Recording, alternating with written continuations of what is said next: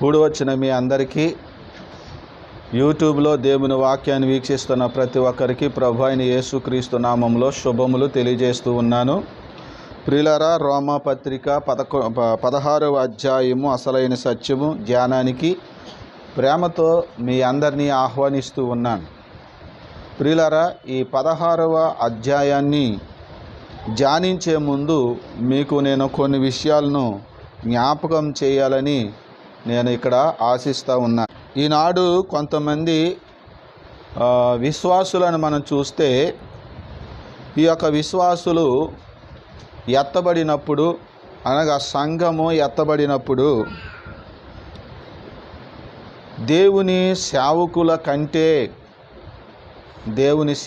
కంటే విశ్వాసులైన వారిలో కొంతమంది ఎక్కువైనటువంటి జీతాన్ని దేవుడి దగ్గర బహుమానంగా పొందుతారు అనే విషయము ప్రియులారా గ్రహించినప్పుడు ఎంతో ఆశ్చర్యము కలుగుతూ ఉంది. నా మాట అర్థమైందండి? దేవుని సేవకుల కంటే విశ్వాసులైన వారిలో కొంతమంది విశ్వాసులు దేవుని దగ్గర జీతం పుచ్చుకునేటప్పుడు యాజకుల కంటే లేక దేవుని సేవకుల కంటే ఎక్కువైనటువంటి జీతాన్ని దేవుని దగ్గర నుంచి వారు బహుమానంగా పొందుతారని కొన్ని వాక్యాలను బట్టి, కొంతమంది విశ్వాసులను బట్టి మనకు అర్థమవుతూ ఉంది. దేవునికి స్తోత్రం కలుగా. హల్లెలూయా.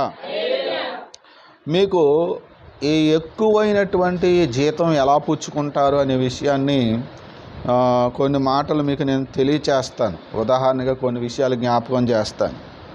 పోయినటువంటి 15వ అధ్యాయము మనం ధ్యానం చేసేటప్పుడు యాజకుల ధర్మము గురించి ఈ 15వ అధ్యాయంలో మనం ధ్యానం చేస్తూ వచ్చాం. ప్రియులారా, ఆ సందర్భంగా యాజకులు మార్చబడ్డారు, యాజక ధర్మము కూడా మార్చబడింది అని మీకు చెప్పడం జరిగింది. ఆ సందర్భంగా మీకు తెలియచేస్తూ ఉన్నప్పుడు, విశ్వాసులైనటువంటి మీరు ఇచ్చే కానుకలు లేదా దశమ భాగం అనేటువంటిది దేవుని సేవకుల కష్టానికి తగిన జీతము అనే విషయాన్ని నేను మీకు జ్ఞాపకం చేశాను. మరలా ఒకసారి సింపుల్గా మీకు గుర్తు చేస్తూ ఉన్నాను. ఒకసారి ఆనాడు దేవుని సేవకులైనటువంటి యాజకులు దేవునికి దేవుని ప్రజలకు మధ్యన వారు మధ్యవర్తులుగా ఉండి, వారు చేసినటువంటి సేవకు జీతముగా దేవుడు వారికి దశమ భాగములు, అలాగే కృతజ్ఞతతోనూ మొక్కుబడితోనూ ఇచ్చిన కానుకలను దేవుడు వారికి జీతంగా ఇచ్చాడు. వాళ్ళ కష్టానికి తగినటువంటి జీతంగా దేవుడు ఇచ్చాడు అన్న సంగతి పాత నిబంధన గ్రంథం మనకి స్పష్టము తెలియజేస్తూ ఉంది. అయితే ఆనాడు ఉన్నటువంటి పరిచర్య ఇప్పుడు లేదు, కానీ పరిచర్య అయితే ఉంది, కానీ పరిచర్య మార్చబడింది. ఏం చేయబడింది? మార్చబడింది. సేవకులు ఉన్నారు, కానీ సేవకులు కూడా మార్చబడ్డారు. అంటే సేవకులు మార్చబడ్డారు, అలాగే వారి పరిచర్య కూడా మార్చబడింది. సేవకులు మార్చబడ్డం అనేది జరిగే విషయమే.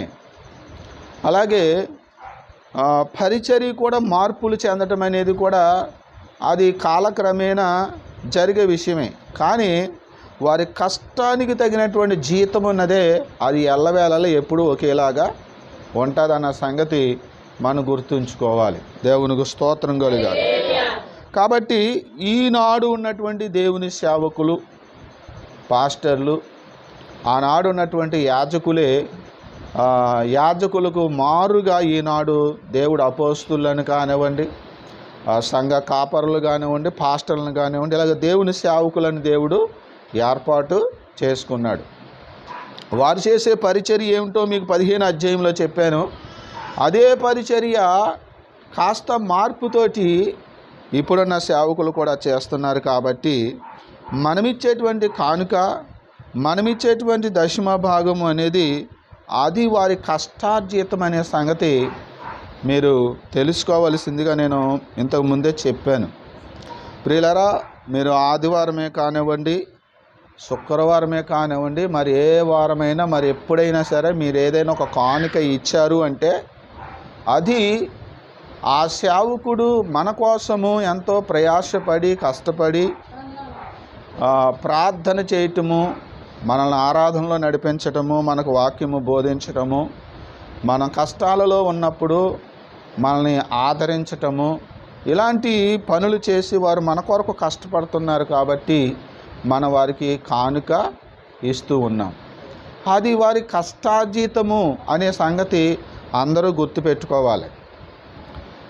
అది వారి కష్టార్జితం అనే సంగతి గుర్తుపెట్టుకోవాలి. అయితే ఈ లోకంలో మనం కష్టపడినప్పుడు ఎవరికైతే పని చేసామో వారి దగ్గరికి వెళ్ళి, అయ్యా నేను ఒకరోజు పని చేశాను, నా జీతం ఇవ్వండి, వారం రోజులు పని చేశాను, నా జీతం ఇవ్వండి, లేకపోతే నెల రోజులు పనిచేశాను, నా జీతం ఇవ్వండి, రోజుకి ఎంత, నాకు ఎంత వస్తుందని అడిగి డిమాండ్ చేసి వారి దగ్గర వసూలు చేసుకునే అధికారం మనకు ఉంటుంది. కానీ దేవుని సేవకులకి అటువంటి అధికారము లేదు. ఎవరైనా ఇస్తే తీసుకుంటారు, ఇవ్వకపోయినా సరే పని చేస్తారు. మరి వాళ్ళ అవసరాలు ఎలా తీర్చబడతాయి? సేవకుల యొక్క అవసరాలు ఎలా తీర్చబడతాయి? ఎవరు తీరుస్తారు? ఒకవేళ మీరు అనుకోవచ్చు, దేవుడి పక్షాన్ని మీరు పనిచేస్తున్నారు కాబట్టి దేవుడే మీ అవసరాలు తీరుస్తాడండి అని చెప్పచ్చు. అందుకనే దేవుడు, ఈ సేవకులు దేవుడికి మొరపెడితే దేవుడు ఏం చెప్తాడో తెలుసా? పాత నిబంధన గ్రంథంలో ఒకప్పుడు ఇశ్రాయేలుకి దేవుడు చెప్పాడు, ఏమనో తెలుసా? మీరు దేవుని దగ్గరే దొంగతనం చేస్తారా అని అడిగాడు. వాళ్ళు అన్నారంట, అదేంటి మేము నీ దగ్గర దొంగతనం చేయటం ఏంటి అంటే, అప్పుడు ఆయన అంటాడు, దేవునికి ఇవ్వాల్సినటువంటి ఆ 10వ భాగాన్ని ఇవ్వక మీరు ఏం చేస్తున్నారు? దొంగిలుచునే ఉన్నారు కదా అంటాడు మలాకీ గ్రంథం 3వ అధ్యాయంలో 10వ వచనంలో. కాబట్టి మీరు ఈ 10వ భాగం అంతా తీసుకొచ్చి నా నిధిలోనికి తెండి అన్నాడు దేవుడు. ప్రజలతో మాట్లాడాడు. ఇప్పుడు ఎవరితో మాట్లాడాడు? యాజకులేమో, దేవుని సేవకులేమో, దేవా నీ పేరును మేము సేవ చేస్తున్నాం, ఎంత కష్టపడుతున్నాం, మాకేం అవసరాలు ఉన్నాయి, మా అక్కర్లు ఉన్నాయి, నేను బ్రతకాలి, నా భార్య బ్రతకాలి, నా పిల్లలు బ్రతకాలి, నాకు అవసరాలు ఉన్నాయి, నా కుటుంబ అవసరాలు ఉన్నాయి, మరి ఇవన్నిటికీ ఆధారం ఏది నాయనా? నీ మీదే ఆధారపడ్డాం కదా, నువ్వు మాకు సహాయం చేయనైనా అని వాళ్ళకి మొరపెడితే, వాళ్ళేమో దేవుడికి మొరపెడితే, దేవుడేమో ఎవరితో మాట్లాడాడు? ప్రజలతో మాట్లాడాడు. మాట్లాడినప్పుడు ఏమన్నాడు? మీరు మీ రాబడి అంతట్లో 10వ భాగాన్ని తీసుకొచ్చి నా నిధిలోనికి తీసుకురండి అని దేవుడు వారితో మాట్లాడాడు. ఈ సంగతి మనకు మలాకీ గ్రంథము 3వ అధ్యాయము 10వ వచనంలో మనకు కనపడుతుంది. అయితే లేవ్యాకాండములో 18వ అధ్యాయంలో మనకు కనపడుతుంది, ఇశ్రాయేలులు అందరూ తీసుకొచ్చి అర్పించినటువంటి దశమ భాగాలు ఇవన్నీ కూడా యాజకులైనటువంటి మీకు జీతము అని చెప్పాడు. అప్పుడు దేవునికి స్తోత్రం. ఇలా అందరూ తీసుకొచ్చారు, ఇదిగో ఇక్కడ కానుక పెట్టెలో వేశారు అనుకుందాం, ఇది నీది అనుకుందాం. ఇప్పుడు ఈ నీతిని తీసుకెళ్ళి దేవుడు ఎవరికి ఇచ్చేసాడు? తన సేవ చేస్తున్న యాజకులకి ఇచ్చి అంటాడు, ఇది మీకు జీతము, అంటే మీ కష్టానికి జీతము అంటాడు. ఇప్పుడు మీకు అర్థమైందా? మనమిచ్చే కానుక కానివ్వండి, మొక్కుబడిదే కానివ్వండి, కృతజ్ఞతతో ఇచ్చేది కానీ, స్వేచ్ఛగా ఇచ్చేది కానివ్వండి, దశమ భాగమే కానివ్వండి, అది దేవుని సేవకులు మరి కష్టపడి మన కొరకు పరిచర్య చేస్తూ, మన గురించి ప్రార్థిస్తూ, మన గురించి వాక్యాన్ని బోధిస్తూ, మనం బాగోపోతే మనల్ని పరామర్శించి, మనల్ని ధైర్యపరిచి, ఓదార్చి, మన జీవితాలను కడుతున్నందుకు మనం ఏం చేస్తున్నామో వారి కష్టానికి తగిన జీతముగా మనం ఇస్తున్నామన్న సంగతి మీరు గుర్తుపెట్టుకోండి.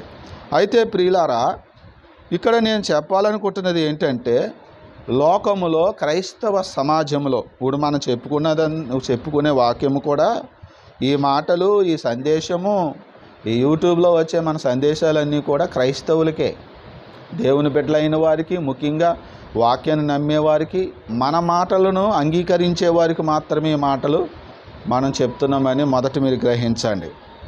విశ్వాసులు అనేక మంది పరలోకానికి లేకపోతే దేవుని దగ్గరికి ఎత్తబడినప్పుడు వారు సేవకుల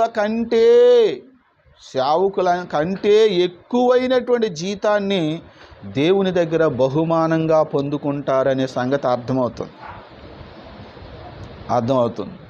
కొంతమంది ఎప్పుడు కూడా ఏదో చిల్లర తెచ్చి కానుక వేస్తూ ఉంటారు.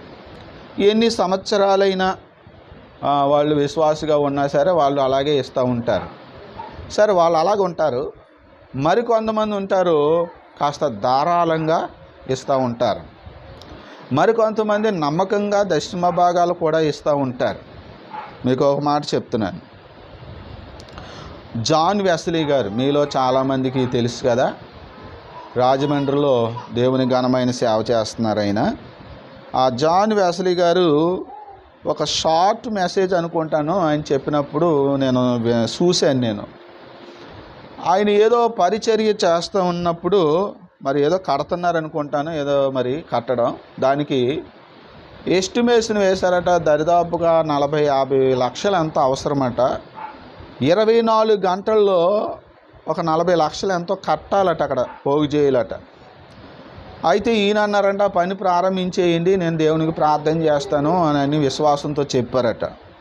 చెప్పిన కాసేపుడుకో లేకపోతే ఒక పూటకో నాకు సరిగా గుర్తులేదు, కానీ ఒక సహోదరి ఫోన్ చేసిందంట. ఫోన్ చేసి, అయ్యా మీతో మిమ్మల్ని కలవాలని నేను ఇలాగ హైదరాబాద్ నుంచి వస్తున్నానండి, మీరు ఉన్నారా అని ఫోన్ చేస్తే, ఆయనేమో నేను ఎక్కడికో ఫ్లైట్కి వెళ్ళిపోవాలమ్మా, నాకు టైం లేదు, నేను వెళ్ళిపోవాలి అంటే, లేదండి ఒక 5 నిమిషాలు నాకు సమయం ఇవ్వండి, మీతో మాట్లాడాలని వచ్చిందంట.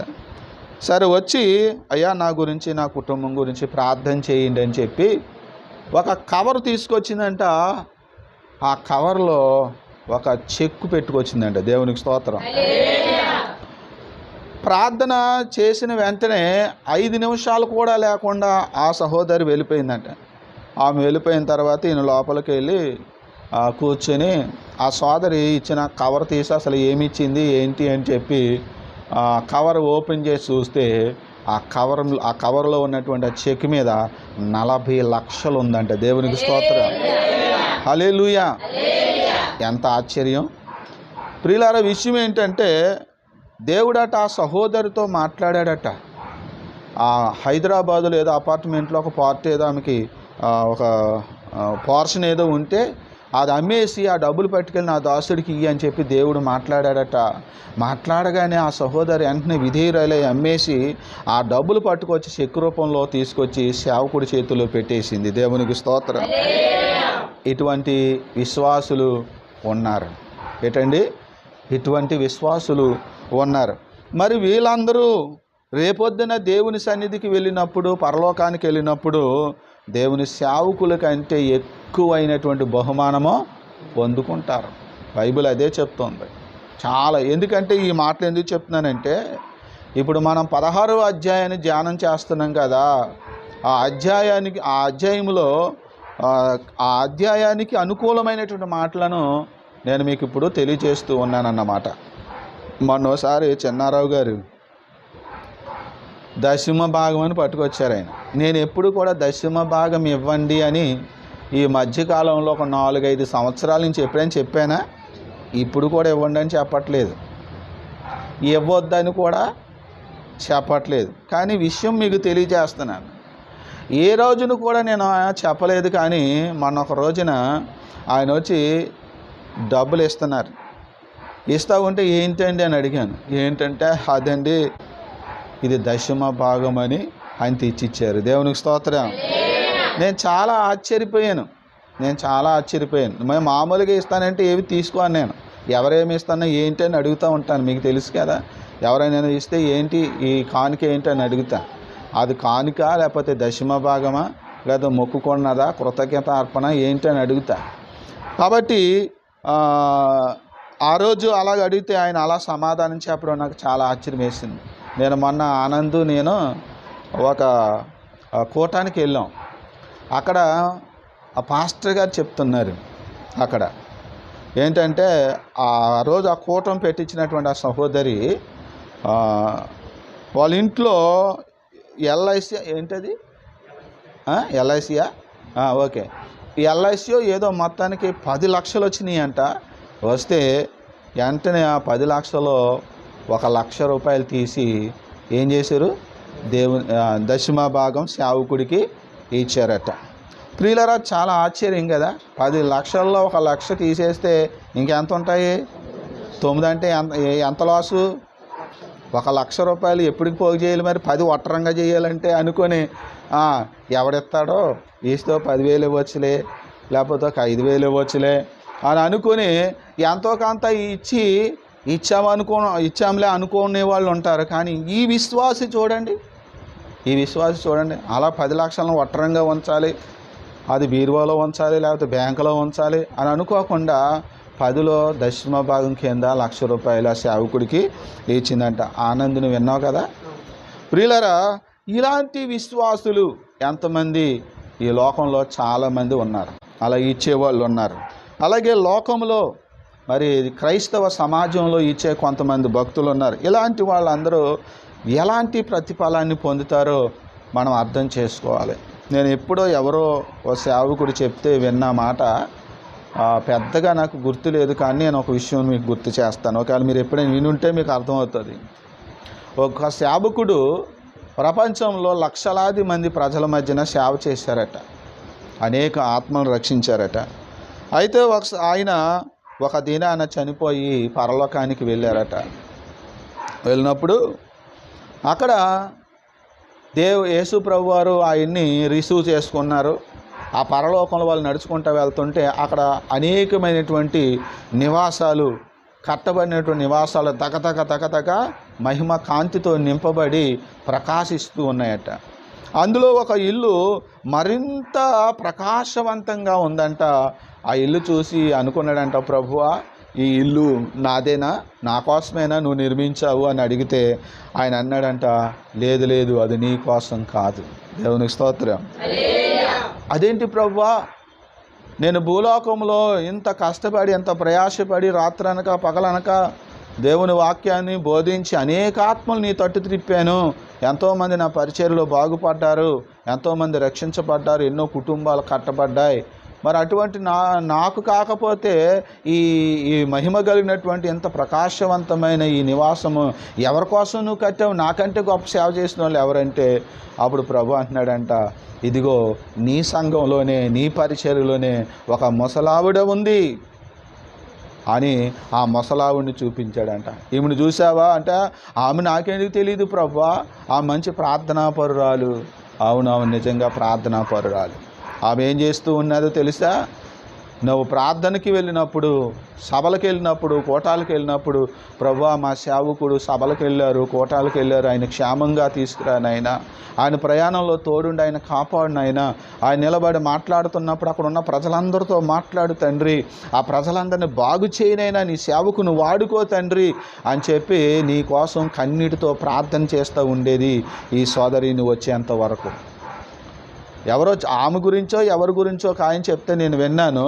అలాగ సేవకుడి గురించి ప్రార్థన చేసినప్పుడు అంటండి, ఆ కింద మోకాళ్ళు వేసినటువంటి ఆ స్థలము గుంటలు పడిపోయి ఆ గుంటల్లోనికి వెళ్ళిపోయి అంట మోకాళ్ళు అక్కడే ఉండిపోయి తిండి కూడా సరిగా తినకుండా ప్రార్థన చేసేదట. అంటే ఆమె మరి ఎవరో నాకు సరిగా గుర్తులేదు, కానీ విషయం అయితే కొంచెం గుర్తుంది చెప్తున్నాను. అయితే కొంతమంది ఇన్ని రోజులు ఉంటారు యూట్యూబ్లో, వాళ్ళకి అర్థమవుతుంది, పలానోళ్ళు కదా అని వాళ్ళకి అర్థమవుతుంది, మీకు పూర్తిగా అర్థం కాకపోవచ్చు. అయితే ఆ గుంటలు పడిపోయి అంట. ఎవరైనా అయ్యో పాపం మరి ఈమె ఏమీ తినకుండా ఇలాగే ప్రార్థనలో ఉండిపోతుంది, ఈమె ఏం తిన్నదో ఏంటో అనుకుని ఏ టిఫిన్ తెచ్చినా ఏం తెచ్చిచ్చినా ఆమె ఏం చేసేదంటే ఒక్కొక్కసారి ఆమె తింటాం అనేసి అవి సేవకునికి పంపేస్తూ ఉండేదట. దేవునికి స్తోత్రం కలుగా. ఎంత ఆశ్చర్యమో కదా ఏమండి. మరి ఇంత త్యాగము చేసినటువంటి ఈ సహోదరి దేవుని దగ్గర జీతాన్ని అందుకున్నప్పుడు ఈ సేవకుడి కంటే ఎక్కువైనటువంటి జీతాన్ని ఆమె అందుకుంటుందన్నమాట. ప్రియులరా, ఇలాంటి విశ్వాసులు మన సంఘంలో కూడా మంచి విశ్వాసులు ఉన్నారు.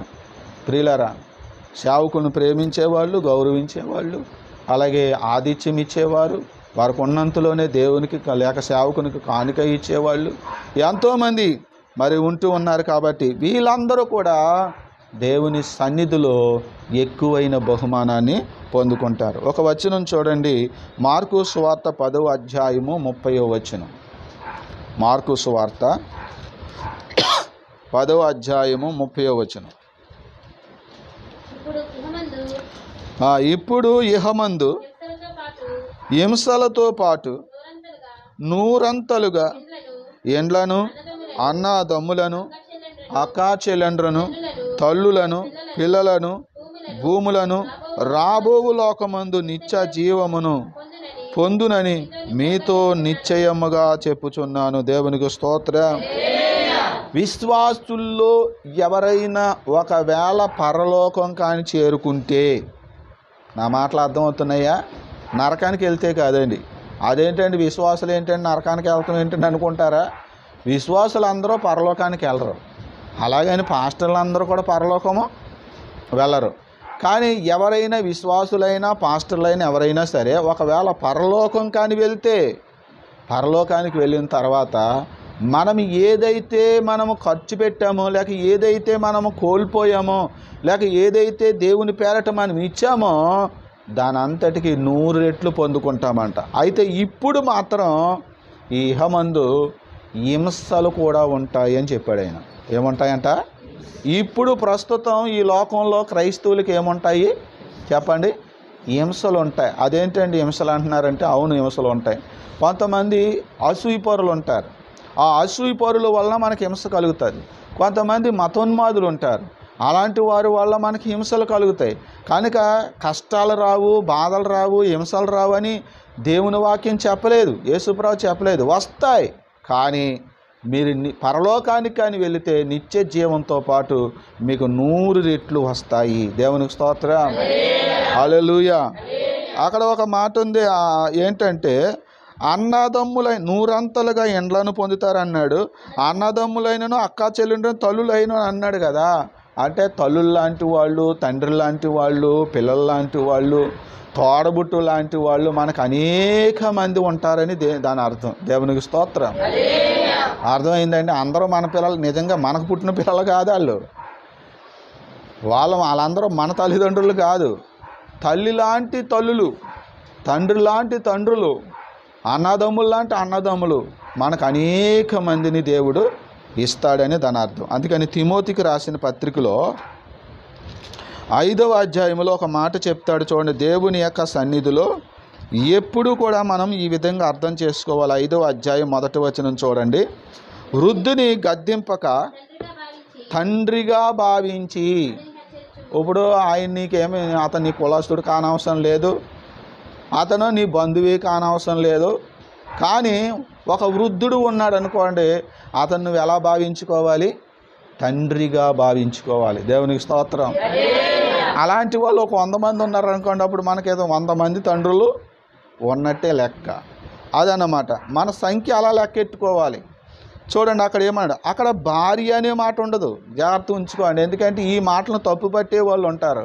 అంటే ఆ లెక్కన మీకు 100 మంది భార్యలను ఇస్తాడా అని బైబుల్ని తప్పు బట్టి దూషించడానికి కొంతమంది ప్రయత్నిస్తారు.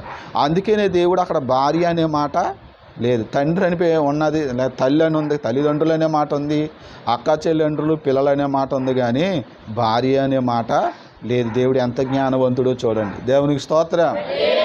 కనుక ప్రతి ఒక్కరికి ఒక్కరే భార్య ఉంటారు. మిగతా వాళ్ళందరినీ అక్క చెల్లెండ్రులని భావించాలి, మిగతా వాళ్ళందరినీ అన్నదమ్ములని భావించాలి అంటాడు. వృద్ధుని గద్దింపక తండ్రిగా భావించి అతని హెచ్చరించుము.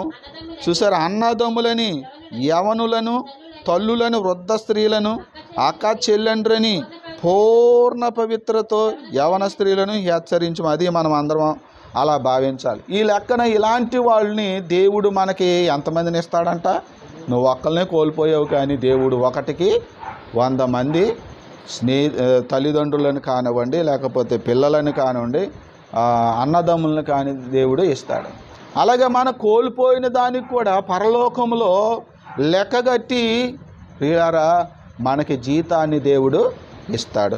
మన ప్రకటన గ్రంథం 1వ అధ్యాయంలో కానీ అలాగే 22వ అధ్యాయంలో కానీ మనం ఒక మాట చదివితే ఆయన ఏమంటాడంటే చూడండి, 22వ అధ్యాయము ప్రకటన గ్రంథము 12వ వచనంలో ఇలా రాయబడింది.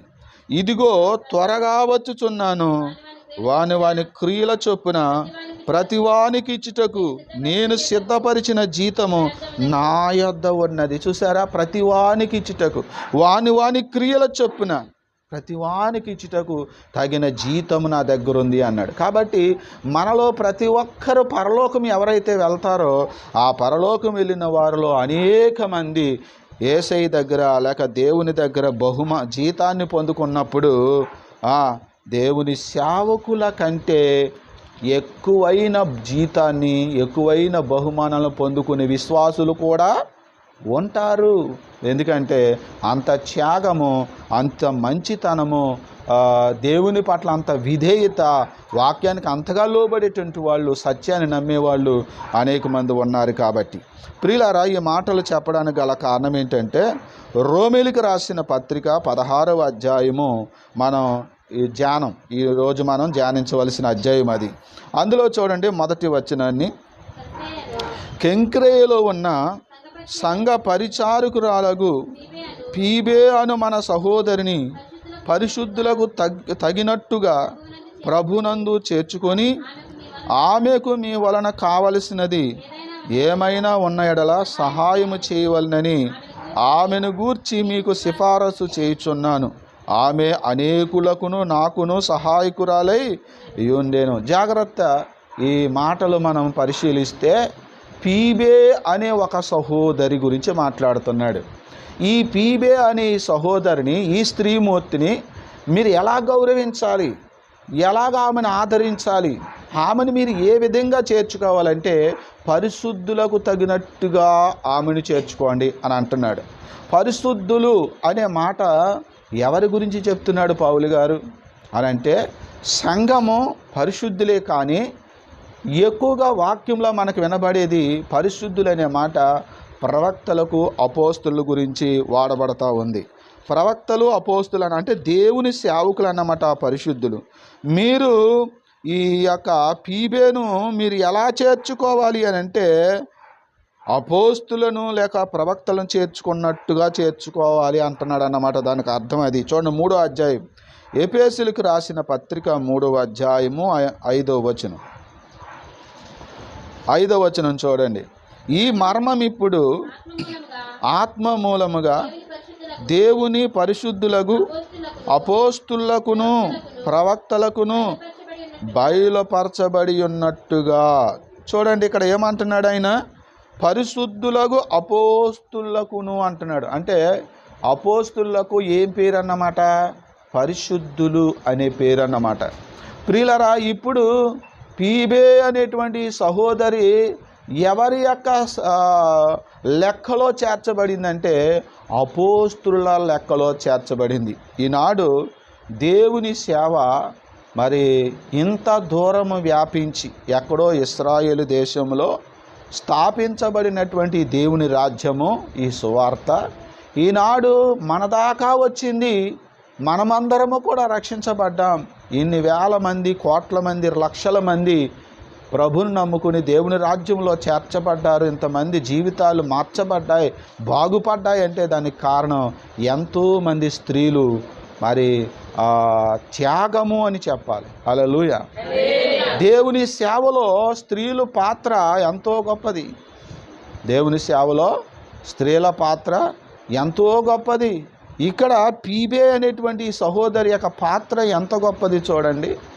ఈ ఫీబే అనే స్త్రీ కెంక్రేలో ఉందంట. ఈమె ఊరి పేరు ఏంటంటే కెంక్రే అనే ఊరు అన్నమాట.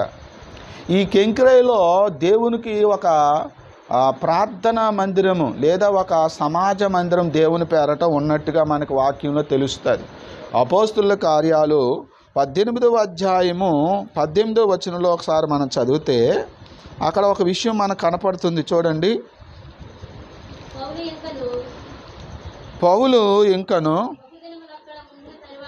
బహుదినములు అక్కడ ఉండిన తరువాత ఆ సహోదరుల యొద్ద సెలవు పుచ్చుకొని తనకు మ్రొక్కుబడి ఉన్నందున కెంక్రేయలో తల వెంట్రుకలు కత్తిరించుకొని వాడ ఎక్కి సిరియాకు బయలుదేరెను. ఇప్పుడు మీకు అర్థమైందా? కెంక్రేయలో అపోస్తలుడైన పౌలు గారు తల వెంట్రుకలు సమర్పించి వెళ్ళాడట సిరియా ప్రాంతానికి. అంటే కెంక్రేయలో దేవునికి పేరట ఒక సమాజ మందిరము ఉన్నదన్నమాట. అక్కడ ఆ ప్రాంతానికి సంబంధించిన వ్యక్తి ఈ పీబే అనేటువంటి వ్యక్తి. ఈ పీబే అనేటువంటి వ్యక్తి గురించి ఇక్కడ తప్ప మరి ఇంకొక చోట కనపడదు. ఈమెకి తల్లిదండ్రులు లేరా, అక్క చెల్లెండ్రులు లేరా, అన్నదమ్ములు లేరా అని అంటే ఎందుకు ఉంటారండి? ఎవరు దిక్కులేని వాళ్ళు ఎవరో లేరు కదా. లోకంలో ఎంత దిక్కులేని వాళ్ళకైనా ఎవరో ఒకరు దూరపు చుట్టం వాళ్ళైనా ఒకరు ఉంటారు కదా.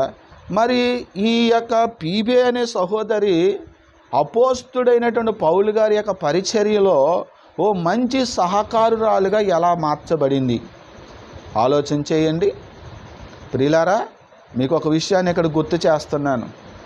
దేవుని సేవలో కొంతమంది స్త్రీలు, మరికొంతమంది పురుషులు, మరికొంతమంది భార్యాభర్తలు కూడా దేవుని సేవకులతో పాటు ఉండి పరిచర్య చేసి దేవుని పరిచర్యను ముందుకు తీసుకెళ్ళినట్టుగా, ఈరోజు ఎంతగా విస్తరించినట్లుగా వాళ్ళు పరిచర్య చేసిన సంగతి పరిశుద్ధ గ్రంథంలో లిఖితమై ఉన్నది. దేవునికి స్తోత్రం. ఈమె తమ జీవితాన్ని దేవుని యొక్క సువార్త కోసం సమర్పించుకుంది. పౌలు గారి యొక్క టీములో నెంబర్గా చేరింది. ఆయనతో పాటు పరిచర్య చేయటానికి సమర్పించుకున్న స్త్రీగా మనకు కనిపిస్తుంది ఈమె. ప్రియులారా, ఈ యొక్క సహోదరి గురించి మనం ఆలోచన చేస్తే పౌలు గారి యొక్క కూడా కొంతమంది పరిచారకులు ఉన్నారు. యేసు ప్రభు వారి పరిచర్యలో కూడా స్త్రీలు ఉన్నారు. యేసు ప్రభు వారికి శిష్యులు ఎంతమంది అండి? 12 మంది. యేసయ్యకి పరిచర్య ఎవరు చేశారండి అని అంటే మనం అనుకోవచ్చు, యేసు ప్రభు వారి శిష్యులు 12 మంది కదండి, వాళ్ళే యేసయ్యకి పరిచర్య చేశారండి అని మనం అనుకోవచ్చు. అలా అనుకుంటే మనం తప్పే, మన ఆలోచన తప్పే అని చెప్పాలి. ఎందుకంటే యేసు ప్రభు బేతనియా ప్రాంతానికి వెళ్తే యేసయ్యకు ఆయన శిష్యులకు పరిచర్య ఎవరు చేసేవారు? మరియా, మార్తా, లాజరు అనేవాళ్ళు పరిచర్య చేసేవారు కదండి. అలాగే వాళ్ళు మాత్రమేనా? యేసయ్యతో పాటు ఉండి యేసయ్య పరిచర్యలో అనేక మంది పరిచర్య చేసిన వాళ్ళు ఉన్నారు. 12 మంది అపోస్తులు అనబడుతున్న 12 మంది శిష్యులు మాత్రమే కాదు, చాలామంది ఉన్నారు. చూడండి, యేసు ప్రభుతో ఉన్న వాళ్ళ గురించి మనం అర్థం చేసుకోవాలంటే అపోస్తుల కార్యాలు మొదటి అధ్యాయము 13వ వచనం నుంచి మనం చదివితే అక్కడ ఇలా రాయబడింది. వారు యేసు ప్రభు వారు మరణమై తిరిగి లేచిన తర్వాత ఒలీవ కొండ మీద నుండి ఆయన పరలోకానికి ఆరోహణం అయిపోయినప్పుడు, ఆయన వెళ్తూ ఉన్నప్పుడు అపోస్తులు అందరూ కూడా అక్కడే ఉన్నారు యేసయ్య దగ్గర. యేసయ్య మేఘాల మీద ఆయన ఆరోహణం అయిపోతే ఆ తరువాత వాళ్ళు ఏం చేశారంట, వారు పట్టణంలో ప్రవేశించి తాము బస చేయుచుండిన మేడగదిలోనికి ఎక్కిపోయిరి. వారెవరనగా పేతురు, యోహాను, యాకోబు, అంద్రియా, ఫిలిప్పు, తోమ, బర్తలోమాయి, మత్తాయి, అల్పాయి కుమారుడగు యాకోబు, జెలోతే అనబడిన సీమోను, యాకోబు కుమారుడగు యోదా అనువారు. వీరందరూ చూసారా, వీరితో కూడా కొందరు స్త్రీలను, యేసు తల్లి అయిన మరియాయు ఆయన సహోదరులను ఏక మనసుతో ఎడతెగ ప్రార్థన చేయుచుండిరి. ఈ వాక్యము చదివినప్పుడు మీకు అర్థమైందా? యేసు ప్రభువారితో ఒక 12 మంది శిష్యులు మాత్రమే కాదు కానీ చాలామంది మరి స్త్రీ పురుషులు ఉన్నారన్న సంగతి మనకి ఇక్కడ వాక్యము వెల్లడి చేస్తూ ఉంది. ఇక్కడ మరికొందరు అక్కడ రాయబడిన మాట వీరితో కూడా కొందరు స్త్రీలును అనే మాట. అంటే వాళ్ళందరూ ఎందుకు వచ్చారు అక్కడికి? వాళ్ళు అప్పటి నుంచి కాదు, ఎప్పటి నుంచో పరిచర్య చేస్తూ ఉన్నారు. చూడండి, యోహాను సువార్త 19వ అధ్యాయం 25వ వచనం కూడా చూడండి. యేసయ్య సిలువ మీద ఉన్నప్పుడు జరిగిన సంగతి ఇక్కడ రాయబడింది 25వ వచనంలో. ఆయన తల్లి సహోదరియు క్లోపా భార్య అయిన మరియాయు, మగ్దలేనే మరియాయు యేసు సిలువ నద్ద నిలుచుండిరి. అర్థమైందండి? మరి అమ్మగారు ఉన్నారంటే పెద్ద విచిత్రం కాదు, తల్లి కాబట్టి. కానీ మరి అమ్మగారు మాత్రమే కాకుండా ఇంకెవరున్నారు? క్లోపా భార్య అయిన మరియాయు. ఎక్కువ వాళ్ళందరి పేరు మరియాయే. మీకు ఇంకో మాట చెప్పనా? యేసు ప్రభు వారిని సిలువ ఆయన భుజం మీద ఉంచి గొల్గాతా కొండకు ఆయన నడిపిస్తూ ఉన్నప్పుడు మార్గ మధ్యంలో చాలామంది స్త్రీలు ఏం చేశారట, ఏడుస్తూ ఆయన్ని వెంబడించారు. అప్పుడు యేసయ్య ఏమన్నారు, ఆ స్త్రీలతో, అమ్మలారా నా కోసము ఏడవకండి, మీకోసము. వాళ్ళందరూ ఎందుకు ఏడ్చారు? వాళ్ళందరూ ఏ స్త్రీలు? వాళ్ళు యేసును వెంబడించిన స్త్రీలు. యేసయ్య పరిచర్యలో వాళ్ళు కూడా ఒక భాగమై పరిచర్య వాళ్ళు చేస్తూ ఎంతో త్యాగం చేసిన స్త్రీమూర్తులు అన్నమాట. ప్రియులారా, ఈనాడు స్త్రీలు దేవుని సేవలో ఎంతో తమదైనటువంటి పరిచర్య జరిగిస్తున్నారు. స్త్రీల ద్వారా దేవుని పరిచర్య ఎంతో గొప్పగా జరుగుతూ ఉంది. కాబట్టి ఇక్కడ కెంక్రేలో ఉన్నటువంటి పీబే అనేటువంటి సహోదరికి ఎంత ఘనత వచ్చిందంటే అపోస్తులతో సమానమైన ఘనత వచ్చింది ఆమెకి. హల్లెలూయా. ఏ ఘనత వచ్చిందండి? అపోస్తులతో సమానమైనటువంటి ఘనత ఈ పీబే అనే సహోదరికి వచ్చింది. మనము ఈ పత్రిక, రోమిలికి రాసిన పత్రిక ఎవరు రాశారండి? పౌలు గారు రాశారు అని మనకు తెలుసు. కానీ పౌలు గారు రాయలేదు ఇది. ఈ పత్రిక ఎవరు రాశారంటే తెర్తి అనే పేరు కలిగినటువంటి వ్యక్తి రాశాడట. చూడండి, 16వ అధ్యాయం, రోమిలికి రాసిన పత్రిక 16వ అధ్యాయము 22వ వచనం చూడండి. ఈ పత్రిక అంటే రోమిలికి రాసిన ఈ పత్రిక రాసిన తెర్తియు అను నేను ప్రభునందు మీకు వందనములు చేయుచున్నాను. ఇప్పుడు మీకు అర్థమైందా? అంటే పౌలు గారు నాకులాగా ఆయన చెప్తున్నాడు, రోమాలో ఉన్న సంఘానికి ఇలాగ ఈ మాటలు రాయండి ఆయన చెప్తున్నాడు నోటితో. ఆ చెప్తున్న మాటల్ని ఉత్తరంలో రాస్తున్నాడు. తెర్తి అనేటువంటి ఈ వ్యక్తి రాస్తూ ఉన్నాడు అని మనకు అర్థమవుతుంది. రాసినటువంటి ఈ పత్రిక, ఈ ఉత్తరాన్ని తీసుకెళ్ళి ఇప్పుడు ఎవరికి అందజేయాలి? రోమాలో ఉన్నటువంటి దేవుని సంఘానికి అందజేయాలి. మరి ఎవరు అందజేస్తారు? ఎవరు అందజేస్తారంటే ఈ 16వ అధ్యాయం 1వ వచనంలో మనం చదివితే ఈ పీబే అనే సహోదరిని ఆ పత్రిక పట్టుకెళ్ళి రోమాలో ఉన్నటువంటి సంఘ విశ్వాసులకు అందించినట్లుగా మనకు అర్థమవుతుంది. ఎందుకు అర్థమవుతుంది? ఇప్పుడు ఆమె అక్కడికి వచ్చింది, ఈ పత్రికలోనే రాశాడు ఆయన. ఏమని?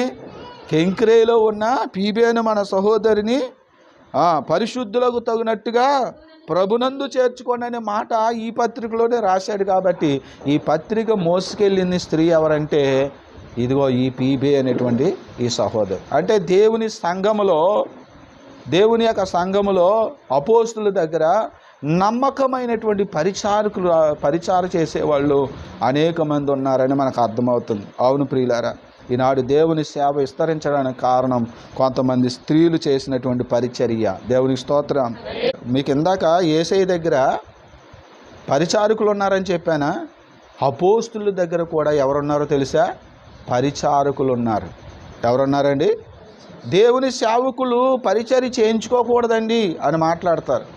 యేసుప్రభు ఒక మాట చెప్పాడు, ఏంటంటే నేను పరిచర్య చేయటానికి వచ్చాను కానీ పరిచర్య చేయించుకోవడానికి రాలేదు అంటాడు. ఆ మాటను తీసుకుని చాలామంది ఆయనే పరిచర్య చేయడానికి వచ్చాడు, మీరేంటి పరిచర్య చేయించుకుంటారో అని అంటాడు. ఈ లోకంలో చాలామంది దేవుళ్ళు అనబడిన వారు సేవలు చేయించుకున్నారు. దేవుడు యేసయ్య మాట్లాడుతున్నది ఆ విధంగా ఆయన దృష్టిలో పెట్టుకుని మాట్లాడుతున్నాడు. మరి అలాగైతే యేసయ్య పరిచర్యలో పరిచర్య చేసిన వాళ్ళు లేరా? మనం ఇందాకే మాట్లాడుకున్నాం. ఎవరు? మరియా, మార్తా, లాజరు, సీమోన్ ఇంటికా సీమోని కూడా భోజనానికి పిలిచాడు కదా యేసయ్యకి. మరి యేసు ప్రభు వెళ్ళి వంట వండుకొని కూర్చొని తినేసి వచ్చాడా? లేదు కదా, సీమోనే కదా వడ్డించాడు. మరి అది పరిచర్య కాదా? ప్రియులారా, ఇలాగున యేసయ్య పరిచర్యలో కూడా పరిచర్య చేసేవాళ్ళు ఉన్నారు. అపోస్తుల యొక్క పరిచర్యలో కూడా పరిచర్య చేసేటువంటి కొంతమంది సంఘబిడ్డలు ఉన్నారు. మీకు ఒక వాక్యాన్ని చూపిస్తాను. అపోస్తుల కార్యాలు 19వ అధ్యాయం 22వ వచనం చూడండి. అప్పుడు తనకు పరిచర్య చేయువారిలో 21వ వచనం నుంచి చూడండి. ఇలాగు జరిగిన తరువాత పౌలు మాసిదోనియా, అకయ దేశముల మార్గమున వచ్చి యెరూషలేమునకు వెళ్ళవలెనని మనసులో ఉద్దేశించి, నేను అక్కడికి వెళ్ళిన తరువాత రోమా కూడా చూడవలెనని అనుకొనెను. అప్పుడు తనకు పరిచర్య చేయువారిలో తిమోతి ఎరస్తు అని వారి ఇద్దరిని మాసిదోనికి పంపి. చాలండి. అపోస్తుడైన పౌలు గారికి ఏం చేస్తున్నారంట? తనకు పరిచర్య చేయు వారిలో ఇద్దరు. అంటే తనకు పరిచర్య చేసేవాళ్ళు ఎంతమంది ఉన్నారు? అబ్బో, యేసు ప్రభుకి అయితే 12 మంది ఉన్నట్టుగా మనం గుర్తించాం, కానీ ఈయనకి ఇంకెంతమంది ఉన్నారో తెలియదు. ఎందుకంటే మనం ఆ చివరిలో 16 అధ్యాయం చివరిలో ఆయన చెప్తూ ఉంటాడు అనేక మంది పేర్లు. అలాగే ఫిలిప్పీ పత్రికలోనే కానివ్వండి, ఎఫెసీ పత్రికలో కానివ్వండి, తిమోతి పత్రికలో కానివ్వండి, చివరి అధ్యాయాల్లో ఆయనకి ఎవరెవరు పరిచర్య చేశారో వాళ్ళందరి పేర్లు చెప్తూ ఉంటాడు పౌలు గారు. వీళ్ళందరం లెక్క వేసుకుంటే ఎన్ని డజన్ల మంది ఉంటారో. దేవునికి స్తోత్రం. సేవకులకు పరిచర్య చేయకూడదండి, సేవకులు పరిచర్య చేయించుకోకూడదు అంటారు. ఎవరంటారు? అసూయపరులు. ఎవరంటారండి? మనం అందరం పరిచర్య చేస్తేనే సంఘం ఏమవుతుంది? క్షేమాభివృద్ధి చెందుతుంది. మరి ఇంత పరిచర్య చేస్తున్నటువంటి ఈ వ్యక్తులకి జీతము ఎవరిస్తారంట? దేవుడు ఇస్తాడు, యేసయ్య ఇస్తాడు పరలోకం వెళ్ళినప్పుడు. అప్పుడు వీళ్ళు ఏం పొందుకుంటారు? ఎంత పొందుకుంటారంటే, నేను అనుకుంటున్నాను దేవుని సేవకుని కంటే ఎక్కువైనటువంటి జీతం పుచ్చుకునే విశ్వాసులు ఉన్నారు అని నేనైతే నమ్ముతున్నాను. దేవునికి స్తోత్రం కలుగాలి. ఎందుకంటే వారి త్యాగం, వాళ్ళ ప్రేమ, వాళ్ళ సమర్పణ, ఎంతో కష్టపడి వాళ్ళు పరిచర్య చేయటం, దేవునికి ఇవ్వటం, ఇలాంటి పనులన్నీ చేస్తున్నటువంటి వాళ్ళు చాలామంది ఉన్నారు. అందరూ కాదు, కానీ కొంతమంది ఉన్నారు. వాళ్ళు ఎక్కువైన జీతము దేవుని దగ్గర పొందుకుంటారు. ఇక్కడ ఈ పీబే అనే సహోదరి కూడా మరి పొందుకుంటుంది అనడంలో సందేహం లేదు. ఆమంట అనేకులకును, 2వ వచనంలో ఏమంటున్నాడు చివరి లైన్లో, ఆమె అనేకులకును నాకును సహాయకురాలై ఉండెను. చూసారా? ఆమె ఎవరికి సహాయకురాలుగా ఉందంట? అనేకులకును నాకును సహాయకురాలై ఉంది. ఇప్పుడు ఇక్కడ టీం వాళ్ళు ఉన్నారు, మనలో కొంతమంది ప్రార్థన టీం వాళ్ళు ఉన్నారే, వాళ్ళు మాకు మాత్రమే సహకారులు కాదు. ఇక్కడికి వచ్చిన ముత్తైదుల్లాగా వచ్చి కూర్చున్నారా, మీకు కూడా వాళ్ళు సహకారులు. ఎలా అంటారా? ఎవడ కుర్చీ వాడే తెచ్చుకుని వేసుకుని కూర్చుని ఫలమైతే మీకు ఎంత శ్రమ. మీరు వచ్చేటప్పటికి బరకం మీద కూర్చునే వాళ్ళ కోసం బరకం శుభ్రంగా ఇది ముందు ఇదంతా తుడిచి, ఈ టేబుల్ వాల్చి, ఏమండి ఇవన్నీ చేసి, మళ్ళీ బరకం వాళ్ళు మీ అందరి కోసం కూర్చుని, మళ్ళీ కుర్చీలో కూర్చునే వారి కోసం కుర్చీలు వేసి ఇంత పరిచర్య చేస్తున్నారే. ఇక్కడ స్టేజ్ మీద కూర్చుని నాకు ఈ పరిచర్య చేశారు, కింద కూర్చునే వాళ్ళకి మీకు పరిచర్య చేశారు, కుర్చీలో కూర్చున్న మీకు కూడా పరిచర్య చేశారు. మీరేం చేశారు? ఇస్త్రీ పట్ట మలిగిపోకుండా వచ్చి హాయిగా కుర్చీలో కూర్చున్నారు. ఇప్పుడు ఈ ప్రార్థనా టీంలో ఉన్నటువంటి ఈ బిడ్డలు, ఈ పరిచర్య చేసేవాళ్ళు నాకు మాత్రమే సహకారులు అయ్యారా? చెప్పండి, మీకు కూడా సహకారులు అయ్యారా లేదా? పౌలు గారు అదే చెప్తున్నాడు. ఆమె నాకును అనేకులకును సహకారురాలు కాబట్టి ఆమెను పరిశుద్ధులకు తగినట్టుగా ఆమెను చేర్చుకోండి, అంతగా గౌరవించండి. ఆమెకి ఏమైనా కావాలితే ఆమెకు అవి మీరు ఇవ్వండి అని నేను సిఫారసు చేస్తున్నానని పీబే అనే సహోదరి గురించి చెప్తా ఉన్నాడు. చూడండి 3వ వచనం, రోమిలికి రాసిన పత్రిక 16వ అధ్యాయము 3వ వచనం. క్రీస్తు యేసునందు నా జత పనివారైన ప్రిస్కిల్లాకును అకుల్లాకును నా వందనములు చెప్పుడి. వారు నా ప్రాణము కొరకు తమ ప్రాణములను ఇచ్చుటకైనను తెగించిరి. దేవునికి స్తోత్రం. ఇక్కడ ఎవరున్నారండి? ఈ వచనంలో ఎవరున్నారు? అకుల, ప్రిస్కిల్లా అనే భార్యాభర్తల గురించి పౌలు గారు రాస్తున్నాడు. ఈ అకుల, ఈ ప్రిస్కిల్లా అని ఈ భార్యాభర్తలు ఎలాంటి వాళ్ళో తెలుసా? వాళ్ళు నా ప్రాణం కోసం తమ ప్రాణాలు కూడా ఇవ్వటానికి తెగించిన విశ్వాసులు. ప్రియులారా, అలాంటి విశ్వాసులు ఉన్నారా? మా అయితే వారానికి ఒక పూట భోజనం పెట్టి ఈ సేవకులను మేమే పెంచాము, ఈ సేవ మా వల్లే నిలబడింది, ఈ సంఘం మా వల్లే కట్టబడింది అని చెప్పుకునే వాళ్ళు ఎంతోమంది ఉంటారు కదా.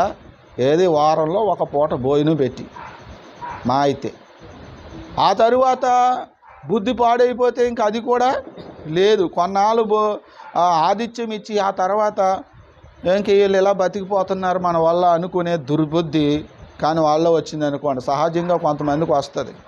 మనం ఇచ్చే కానుకల వల్ల బతికిపోతున్నారు, మనం ఇచ్చే దశమ భాగాల వల్ల బతికిపోతున్నారు, బాగుపడుతున్నారు.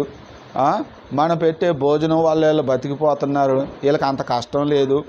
ఇలాగా ఆలోచించేటువంటి వాళ్ళు కూడా ఉంటారు. ఇంకా వాళ్ళు ఏం చేస్తారు, ఇంకా ఆ ఆలోచన ఎప్పుడైతే వచ్చిందో ఇక వాళ్ళు ఇచ్చేది ఇవ్వటం మానేస్తారు, ఆ ఆతిథ్యం కూడా పెట్టడం మానేస్తారు. మరి వాళ్ళ వల్లే వీళ్ళంతా దేవుని సేవ జరిగిపోతుందా? లేదు. ఇక్కడ అకుల ప్రిస్కిల అనేవాళ్ళు పౌలు గారి కోసం, పౌలు గారి యొక్క ప్రాణం కోసం తమ ప్రాణాలు ఇవ్వటానికి సిద్ధపడ్డారట. ఏమయ్యా నిన్నే, నువ్వు భక్తి ఉంటే ఉండొచ్చు కానీ అంత భక్తి ఉండాలి ఏటయ్యా? పాస్టర్ గారి కోసం, దేవుని సేవకుడి కోసం నీ ప్రాణాలు పెడతావా? మేమేమైపోవాలి? నేను కట్టుకున్న దాన్ని నేనేమవ్వాలి? నీకు పుట్టిన పిల్లలు ఏమవ్వాలి? వీళ్ళందరూ అనాథం చేసేస్తావా? ఆయన గురించి అంత ఆలోచించేస్తావేంటి? ఊరుకుని పడిన కాడ కూర్చొని ఉండవయ్యా అని అంటారు, అనవలసి వస్తే కొంతమంది స్త్రీలు. అవునా కాదండి? అంతలాగా భర్తను ప్రోత్సహించే భార్యలు కానీ, భార్యను ప్రోత్సహించే భర్త కానీ ఉంటారా? ఇక్కడ వాక్యం చెప్తుంది అకుల ప్రిస్కిల వీళ్ళిద్దరూ కూడా, ఈ భార్యాభర్తలు ఇద్దరు కూడా ఎంత ఏకీభావం. అకుల ఎవరండి? ప్రిస్కిల. కానీ మనకు వాక్యంలో అననీయ సప్పీరా వాళ్ళు భార్యాభర్తలే, కానీ వాళ్ళ గురించి వేరేగా రాయబడింది. వీళ్ళ గురించి అయితే ఇలా రాయబడి ప్రాణాలు ఇవ్వడానికి తెగించారంటే వీళ్ళు.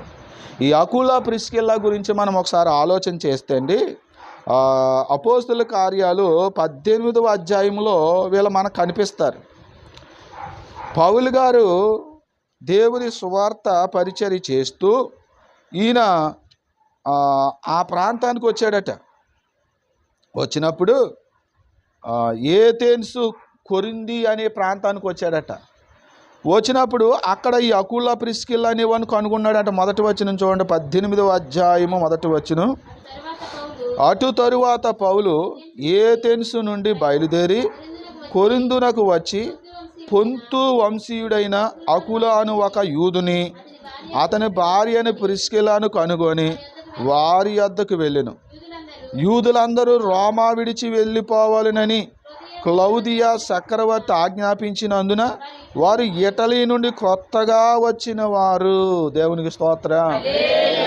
ఈ అకుల ప్రిస్కిల అనేటువంటి ఈ వ్యక్తులు ఎక్కడుండేవారంటే ఒకప్పుడు ఇటలీలో ఉండేవారట. ఇటలీలో ఉన్న రోమా అనే ప్రాంతంలో ఉండేవారట. ఎవరు? ఈ అకుల ప్రిస్కిల అనేవాళ్ళు. అయితే పౌలు గారు వీళ్ళని ఎత్తుక్కుని వీళ్ళ దగ్గరికి ఎందుకు వచ్చాడు అంటే, ఆల్రెడీ వీళ్ళు ఈ అకుల ప్రిస్కిల అనేటువంటి వీళ్ళు ఆల్రెడీ ఇటలీలో ఉన్నప్పుడే వీళ్ళ సువార్త విని యేసుని నమ్ముకున్నటువంటి యూదులైనటువంటి జంట వీళ్ళకు అనుగుని వీళ్ళ దగ్గరికి వచ్చాడు. అంటే వీళ్ళు విశ్వాసులై ఉండి ఆనాడున్న చక్రవర్తి రోమా విడిచిపెట్టి వెళ్ళిపోవాలన్నాడు, ఆదేశించాడు. కాబట్టి వాళ్ళు ఈ కొరింథీ ప్రాంతానికి వలస వచ్చేసారన్నమాట. ఇక అక్కడి నుంచి ఇక్కడికి వచ్చేసారు. వీళ్ళ ప్రాంతం ఇది కాబట్టి పౌలు గారు అకుల ప్రిస్కిల అనేవాళ్ళు ప్రభుని నమ్ముకున్నారనే విషయం పౌలు గారికి తెలిసినట్టుంది. అందుకని వాళ్ళు విశ్వాసులైనందున వారిని కనుగొని వారి ఇంటికి వెళ్తే వారు పౌలు గారిని చేర్చుకున్నారట. చేర్చుకుని ఈ అకుల ప్రిస్కిల గారి యొక్క వృత్తి ఏంటంటే డేరాలు కుట్టి వాటిని అమ్ముకునేటువంటి వృత్తి అంట. పౌలు గారు కూడా డేరాలు కుట్టే వృత్తే కాబట్టి ఆయిందిని వాళ్ళతో కలిసి ఆ డేరాలు కుడుతూ ఉండేవాడట. చూడండి 3వ వచనం. వారు వృత్తికి డేరాలు కుట్టువారు. పౌలు అదే వృత్తి గలవాడు గనుక వారితో కాపురం ఉండెను. వారు కలిసి పని చేయుచుండిరి. చూసారా? వారు కలిసి పని చేయుచుండిరి అనేటువంటి మాట. వారితో కలిసి డేరాలు కూడా పౌలు గారు కూడా కుడుతూ, పౌలు గారు ఇప్పుడు డేరాలు కుడుతున్నాడంటే ఆయన ఒక్కడే కుట్టడం. ఆయనతో పాటు ఎంతమంది ఉన్నారు? ఇంకా చాలామంది ఉన్నారు. వాళ్ళు కూడా పాలు పంచుకుంటారా, పంచుకోరా? ఎస్. పౌలు గారు ఒక్కడే కష్టపడ్డాడు అనుకోకండి. అక్కడ మనం ఇంకా చదివితే 4వ వచనంలో, అతడు ప్రతి విశ్రాంతి దినమున సమాజ మందిరములో తర్కించుచు యూదులను గ్రీసు దేశస్థులను ఒప్పించుచుండెను. ఎప్పుడైతే పౌలు గారు ఇలా ప్రతి విశ్రాంతి దినాన వాక్య పరిచర్య చేస్తున్నాడో, ఆయనతో పాటు ఉన్నటువంటి అకుల ఈ ప్రిస్కిల అనేవాళ్ళు పౌలు గారి దగ్గర వాక్యం విని ఇప్పుడు పరిపూర్ణమైనటువంటి విశ్వాసంలోకి వచ్చారు. దేవునికి స్తోత్రం. అంటే ఒకప్పుడు ఈ అకుల విశ్వాసులు ఇక్కడ పౌలు గారి విశ్వాసులు కాదు, వీళ్ళు ఎక్కడో రక్షణ పొందుకున్నారు, ఎక్కడో విశ్వసించారు. ఇప్పుడు పరిస్థితులు తారుమారై ఆ ప్రాంతాన్ని వదిలిపెట్టి ఇక్కడికి వచ్చారు కాబట్టి పౌలు గారు కూడా యాడ్ అయ్యాడు. కాబట్టి పౌలు గారితో ఆ పరిచర్యలో వాళ్ళు కూడా యాడ్ అయిపోయి ఆ వాక్యాలు విని మరింత విశ్వాసంలోకి వచ్చి సంపూర్ణ రక్షణలోనికి వాళ్ళు వచ్చారు. ఎంత రక్షణలోకి వచ్చారంటే వాళ్ళు ఇంకొకరికి చెప్పేంత పరిస్థితి వాళ్ళలోకి వచ్చేసిందంటే 24వ వచనం చూడండి. అలెగ్జాంద్రియ వాడైన అపోల్లో అను ఒక యూదుడు ఎఫెసునకు వచ్చెను. అతడు విద్వాంసుడును లేఖనముల యందు ప్రవీణుడునై ఉండెను. అతడు ప్రభు మార్గము విషయమై ఉపదేశము పొంది తన ఆత్మయందు తీవ్రపడి యోహాను బాప్తిస్మము మాత్రమే తెలుసుకొనిన వాడైనను యేసును గూర్చిన సంగతులు వివరముగా చెప్పి బోధించుచు సమాజ మందిరంలో ధైర్యముగా మాటలారంభించెను. ప్రిస్కిల్లా అకులయు విని అతని చేర్చుకొని దేవుని మార్గము మరి పూర్తిగా అతనికి విశదపరిచిరి. దేవునికి స్తోత్రం. అంటే ఈ అకుల ప్రిస్కిల్లా అనేవాళ్ళు ఎంతగా ఎదిగిపోయారు పౌలు గారి యొక్క టీంలో ఉండి. మరింత ఆత్మీయ స్థితిలో వీళ్ళు ఎదిగిపోయి భార్యాభర్తలు ఇద్దరని. ప్రియులారా, రాను ఏమైందో తెలుసా? వీళ్ళు అంత ఆత్మీయలోకి ఎదిగిపోయారో తెలుసా? వాళ్ళు ఉంటున్న గృహాన్ని చర్చి కింద మార్చేసేంతగా ఎదిగిపోయారు. దేవునికి స్తోత్రం. మొదట ఎలాగొన్నారు వీళ్ళు? ఒక సామాన్యమైన విశ్వాసిగా ఉన్నారు. ఆ తర్వాత ఏమయ్యారు? పౌలు గారి దగ్గరికి వచ్చిన తర్వాత బలమైన విశ్వాసిగా మారిపోయారు. ఆ తరువాత వీళ్ళు ఏమయ్యారో తెలుసా? వాళ్ళ ఇంటిలోనే సంఘాన్ని నడిపించేలాగా, అంటే ఒక చర్చికి వాళ్ళ స్థలాన్ని ఇచ్చిన వారిగా మనకు కనపడతారు. చూడండి, రోమిలికి రాసిన పత్రిక 16వ అధ్యాయము 3వ వచనం. క్రీస్తు యేసునందు నా జత పని వారైన ప్రిస్కిల్లాకును అకులాకును నా వందనములు చెప్పుడి. వారు నా ప్రాణము కొరకు తమ ప్రాణములను ఇచ్చుటకైనను తెగించిరి. మరియు వారి ఇంట ఉన్న సంఘమునకు వందనములు. అంటే వారి ఇంట్లో సంఘం ఉందంటే అర్థం ఏంటి? వాళ్ళ ఇల్లే ఏమైపోయింది? చర్చి కింద మారిపోయింది. వారి ఇల్లునే దేవుని చర్చి కింద ఇచ్చేశారన్నమాట. వీళ్ళు ఎంత గొప్ప త్యాగం, ఎంత గొప్ప త్యాగం. వాళ్ళ ఇల్లుని దేవుని మందిరానికి ఇచ్చేస్తారా? అలాంటి వాళ్ళు ఎంతమంది ఉన్నారు కదా, మనకు కూడా తెలుసు. వాళ్ళ గృహాలను దేవుని మందిరం కోసం ఇచ్చేసిన వాళ్ళు, వారి పొలాలను దేవుని మందిరం కొరకు ఇచ్చేసిన వాళ్ళు ఎంతోమంది సాక్ష్యాలు మనం వింటూ ఉన్నాం. ఈ అకుల ప్రిస్కిల్లా కూడా ఈ పౌలు గారి కోసం ప్రాణాలు ఇవ్వడానికి తెగించారు. వాళ్ళ ఇల్లు కూడా చర్చి కింద మార్చడానికి కూడా వాళ్ళు తెగించినట్టు కనబడుతుంది. ప్రియులారా, ఇలాంటి విశ్వాసులు దేవుని దగ్గర రేపు బహుమానం పొందుకోవలసి వచ్చినప్పుడు ఎలాంటి బహుమానాన్ని, ఎంత ఎక్కువైన బహుమానాన్ని జీతంగా పొందుతారో మీరు ఆలోచన చేయండి. మీరున్నారు అలాగా? మీలో కొంతమంది ఉన్నారేమో, కానీ నీ మట్టుకు నీవు గుండెల మీద చేసుకొని నీవు ఉన్నావా దేవుని సేవలో సహకారిగా? ఒక స్త్రీవైనా, ఒక పురుషుడివైనా, ఒక భార్యవైనా, ఒక వ్యక్తికి భర్తవైనా, నువ్వెవరైనా ఇదిగో దేవుని సేవలో యవనస్తులు ఉన్నారు. దేవుని సేవ పరిచర్యలో దేవుని సేవకులకు సహకారులుగా కొంతమంది స్త్రీలు ఉన్నారు, కొంతమంది భార్యాభర్తలు ఉన్నారు, కొంతమంది యవనస్తులైన పురుషులు ఉన్నారు. వీళ్ళందరూ కలిసి అపోస్తలులకు పరిచర్య చేస్తూ ఈ సేవలో వాళ్ళు పాలభాగస్తులయ్యారు అనే సంగతి బైబిల్ మనకు తెలియజేస్తుంది. అందుకే ప్రతి సంఘంలో ప్రతి విశ్వాసి ఆ యొక్క సంఘ పరిచర్యలో సేవకులకు పరిచారకులుగా, సంఘ పరిచారకులుగా మనవంతు మనం పరిచర్య చేస్తే మన సంఘాలు ఎంత అభివృద్ధి చెందుతాయో ప్రియులను ఆలోచించాలి. కానీ కొంతమందికి మండిపోతూ ఉంటుంది. అదే పాస్టర్ గారికి పరిచర్య చేయటం ఏంటి? ఆ చర్చికి వెళ్ళిపోయి ఆ చర్చిలో ఎంత పని చేస్తున్నారు, వాళ్ళకి అలుపు లేదు, బాధ లేదు, భయం లేదు, ఏమీ లేదు. అక్కడ పని చేసేస్తున్నారు, మాకు చేయండి అంటే ఒక్కడ పని చేయట్లేదని బాధ వచ్చేస్తుంది లోకానికి. అలాంటి వాళ్ళు బాధ వచ్చేవాళ్ళు సేవకులు కూడా ఉన్నారండి. కొంతమంది సేవకులకి పరిచర్య చేసేవాళ్ళు ఉండరు. కొంతమంది సేవకులకి పరిచర్య చేసేవాళ్ళు ఉండరు, కొంతమంది సేవకులకి పరిచర్య చేసేవాళ్ళు ఉంటారు. కాబట్టి పరిచర్య చేసే విశ్వాసాలను చూసి లేని సేవకుడు ఏమంటాడు, అలా పరిచర్య చేయించుకోకూడదు అంటాడు. ఈయనకి చేస్తానంటే పరిచర్య వద్దంటాడా? అన్నం వడ్డిస్తానంటే అమ్మ వడ్డించకమ్మ నేను వడ్డించుకుంటాను అంటాడా?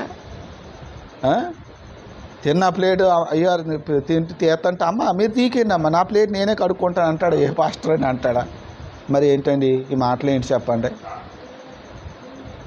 సేవకులు పరిచర్య చేయించుకోకూడదు అని ఈ సేవకుడు ఎందుకు మాట్లాడతాడు మరి అంటే అక్కడ అసూయ పనిచేస్తున్న వాళ్ళకి ఎవరు చేయక, కానీ పరిచర్య చేస్తే దేవుని పరిచర్య ఏమవుద్ది, విస్తరిస్తుంది.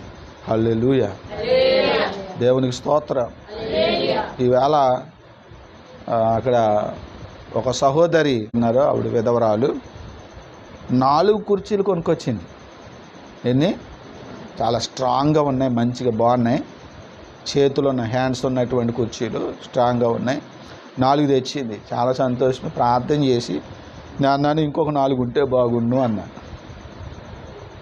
అంటే ఆ తర్వాత అంటుంది మా కాళ్ళు ఇచ్చేద్దలేండి 4ని. దేవునికి స్తోత్రం. నేను చెప్తాను మా కాళ్ళతో చెప్తాను ఆ 4 మా కాళ్ళు ఇస్తుందండి అంటుంది. అప్పుడు తెచ్చింది అప్పుడే 4. నేనన్నాను ఇంకో 4 ఉంటే బాగున్నాను.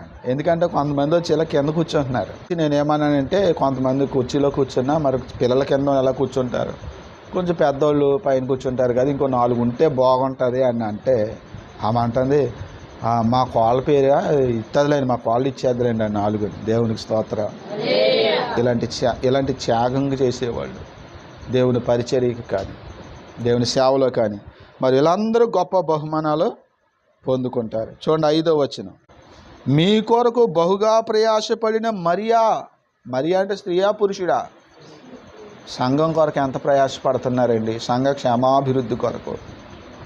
ఇక్కడ తుడిసి బరకం వేసావంటే నువ్వు ఎవరి కోసం చేస్తున్నట్లు లెక్క? ఎవరి కోసం? సంఘం కోసం, విశ్వాసుల కోసం.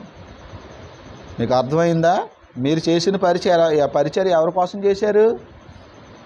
సతీష్ ఇదంతా తుడిసి బరకం వేశారంటే ఎవరి కోసం వేశారు? పాస్టర్ గారికా? ఎస్, దేవునికి స్తోత్రం. తెలియని వాళ్ళు ఏమనుకుంటారో తెలుసా? పాస్టర్ గారికి చేశారు పరిచర్య. ఎవరికి చేశారు? పాస్టర్ గారికి చేశారు పరిచర్య. సత్యంతా తుడిచేస్తున్నారు, కడిగేస్తున్నారు, బరకాలు వేసేస్తున్నారు. ఆ పాస్టర్ గారికి ఎంత పరిచర్య చేసేస్తున్నారు అంటారు. కానీ ఇక్కడ ఎవరికి చేశారు పరిచర్య? పాస్టర్ గారికా? ఎవరికి? సంఘం కోసమే కదా. ఇక్కడ ఈ మరియాని సోదరట మీ కొరకు బహుగా ప్రయాసపడింది. అబ్బా, ఇలాంటి పేర్లు మీలో ఎంతమందికి వస్తాయో. రేపొద్దున్న పరలోకానికి వెళ్ళినప్పుడు ఇలాంటి పేరు మీలో ఎంతమంది పేర్లు దేవుడు చెప్తాడో. నా దేవుడు నిజంగా చెప్తాడా లేదండి? పరలోకం వెళ్తే ఖచ్చితంగా మనం పరలోకం వెళ్తేనండో, వెళ్ళకపోతే కాదు. పరలోకం వెళితే మాత్రము మన గురించి దేవుడు ఖచ్చితంగా ఇలాంటి త్యాగమూర్తులు ఎవరైతే ఉన్నారో వాళ్ళ గురించి దేవుడు చెప్తాడు. చూడండి ఇంకా 7వ వచనం, నాకు బంధువులను నాతోటి ఖైదీలునైనా ఆంద్రోనికును యూనియాకును వందనములు. వీరు అపోస్తులలో ప్రసిద్ధికెక్కిన వారై నాకంటే ముందుగా క్రీస్తునందున్నవారు. ఇక్కడ ఆపండి, ఆలోచన చేయండి. అపోస్తులు ఎంతమంది అండి అని అంటే మనలో తక్కువ ఏం చెప్తామంటే 12 మంది అంటాం. ఆ తరువాత అపోస్తులు ఇంకెవరో అంటే అపోస్తులని పౌలు గారు అపోస్తుడు అయ్యాడండి అంటాం. అక్కడికి ఎంతమంది అయ్యారు? 13 మంది అయ్యారు. ఇక్కడ పౌలు గారు ఏం చెప్తున్నాడు? నాకంటే ముందుగా చాలామంది అపోస్తులు ఉన్నారట. ఇక్కడ 2 పేర్లే చెప్తున్నాడు ఇక్కడ. కానీ వీరు అపోస్తులలో ప్రసిద్ధికి ఎక్కిన వారట. వీళ్ళు అపోస్తులలో ప్రసిద్ధికి ఎక్కారంటే ఇంతకైనా వాళ్ళు బాగా పేరు వచ్చారట. వీళ్ళు పేరు ఎవరికి రావాలి? అసలు పేతురు గారికి రావాలి. యేసుప్రభు వారి శిష్యులు దుడుగుతా స్వభావం కలిగిన వాడు ఎవరంటే పేతురు గారు. పేతురు గారికి పేరు రావాలి, లేదా యాకోబు గారికి రావాలి, లేదా యోహాను గారికి రావాలి. కానీ ఎవరికి వచ్చింది పేరు చెప్పండి? ఇక్కడ ఎవరి పేరు చెప్తున్నాడండి?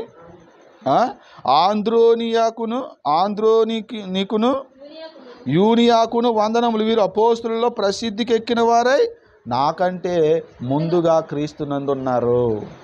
అంటే పౌలు గారి కంటే ముందు చాలామంది అపోస్తులు ఉన్నారని తెలుస్తుంది కదా మనకి ప్రియులారా. ఇంకా ముందుకు చదువుతాం. ప్రభునందు నాకు ప్రియుడగు అంప్లియాతుకును వందనములు. ప్రభునందు నాకు ప్రియుడగు అంప్లియాతు.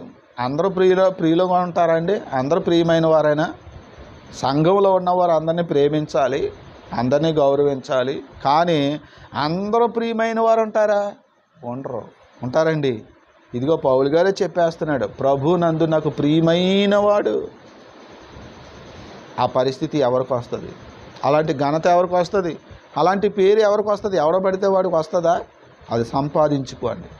సంపాదించుకున్న వాళ్ళు కొంతమంది పోగొట్టేసుకున్నారు. ఏం చేశారండి? కొంతమంది మంచి త్యాగం చేశారు ఒకప్పుడు, గొప్ప పరిచర్య చేశారు ఒకప్పుడు.